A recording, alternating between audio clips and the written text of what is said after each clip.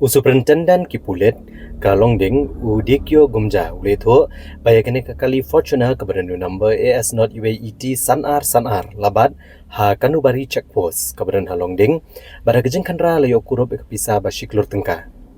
Uletho bakane kakali kabakit ikane kapisa kadai kabalalong try dau Harsha Vardhan Singh ubare Executive Director jang ka Badri Rai Company. Superintendent ki Pulit ulang bagane kali kamde satya kabadanlang ha Convoy jang National President ke NPP ndre kelabut pat nadien jang ni Convoy. Ulang bahagajing tokit ke Bamardor u Harsha Vardhan Singh ulakam ulara ikane kapisa bandit CEO shikinong belajung u.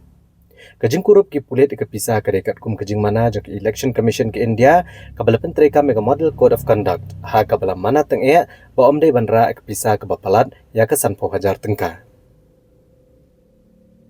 Nagaliang unang aiktian ke NPP ubah Himalaya Moktan Sangpliang ula pensai bagani kali kamdai bentai RUM bad ka kenhuan ka lang bad u Conrad Sangma bad haswa bu Conrad Sangma unda jalap election ka FST SST bad ki Pulit kila talasi kali jong u bad ka kali jong National General Secretary rengkat bad ki kali jong ki Pulit ki ba jing pahara bad agani ka jing talasi shamlalap AA. Ke NPP kalapan pau bakam dan jengtip syapang kene kali kabeli ukur pisa hendrai kali itang hakilat patai kubor. Bat kano kuno kejing penyesok kene kejing ja bat National President ke NPP kade kabaklam nongrem bat kebamsongnya.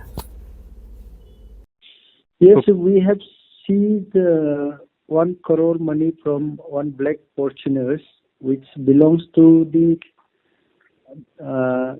Badri Rai Company. That vehicle was not the part of convoy, but vehicle was following the convoy.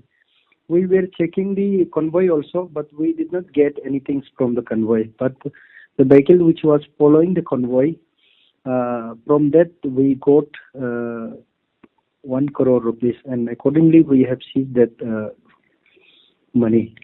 Yes, next we have informed the income tax nodal state officers, and they will take up the case accordingly. We have not investigated. We have just seized the money.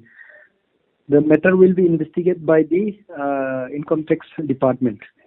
We have not registered any case. The case, if any made, will be registered by the income tax department and the other relevant agency.